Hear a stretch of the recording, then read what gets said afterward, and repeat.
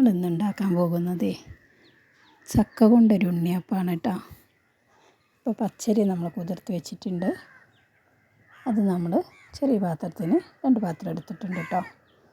അതുപോലെ അതേ പാത്രത്തിന് ചക്കച്ചുള പച്ച പറിച്ച് റെഡിയാക്കി വെച്ചിട്ട് അതെടുത്തിട്ടുണ്ട് കേട്ടോ. പിന്നെ നമുക്ക് വേണ്ടത് ശർക്കരയാണ്. അതൊരു 3 അച്ചുണ്ട്. അത് നടുകൊന്ന് പൊട്ടിച്ചിട്ട് ഉരുക്കുകയാണെങ്കിൽ പെട്ടെന്ന് ഉരുകി കിട്ടും കേട്ടോ. അപ്പോൾ ആ സമയം കൊണ്ട് നമ്മൾ എന്ത് ചെയ്യണം, ശർക്കര ഉരുകുന്ന സമയം കൊണ്ട് അരിയും ചക്കയും മിക്സിയിൽ ഒന്നിച്ചിട്ടിട്ടൊന്ന് അരച്ചെടുക്കണം കേട്ടോ. നന്നായിട്ട് അരയണം.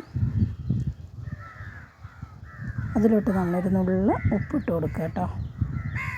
അതിനുശേഷം നമ്മൾ ശർക്കരപ്പാനി നല്ല ചൂടോടെ വയ്ക്കരുത്, ചെറിയൊരു ചൂടോടെ കൂടിയിട്ട് നമ്മൾ മാവിലോട്ട് അരിച്ച് ഒഴിച്ച് കൊടുക്കണം കേട്ടോ.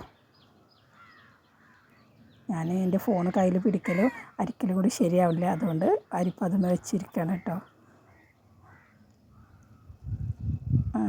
പിന്നെ വേണ്ട നമ്മൾ നന്നായിട്ടൊന്ന് ഇളക്കി ചേർത്ത് കൊടുക്കണം കേട്ടോ. നല്ലോണം ഇളക്കി കൊടുക്കണം. പിന്നെ നിങ്ങൾ വെള്ളം ഒഴിച്ചത് ഇതിലധികം ആവുകയാണെങ്കിൽ ഇതിൽ കുറച്ച് ഗോതമ്പ് പൊടിയോ അല്ലെങ്കിൽ മൈദപ്പൊടിയോ അല്ലെങ്കിൽ നിങ്ങൾ പൊടിച്ച് വെച്ച അരിപ്പൊടി എന്തുണ്ടെങ്കിലും ചേർക്കാം കേട്ടോ. അതുകൊണ്ടൊന്നും കേടുവരുമൊന്നുമില്ല.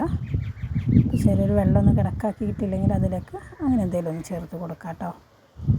നമുക്ക് ചെറിയൊരു കട്ടിയായിട്ട് വേണം, നന്ന വെള്ളമായിട്ട് പോകാൻ പാടില്ല. അപ്പോൾ നമ്മൾ അത് നോക്കണം പ്രത്യേകം. പിന്നെ നമ്മൾ 5 മിനിറ്റ് വെച്ചതിന് ശേഷം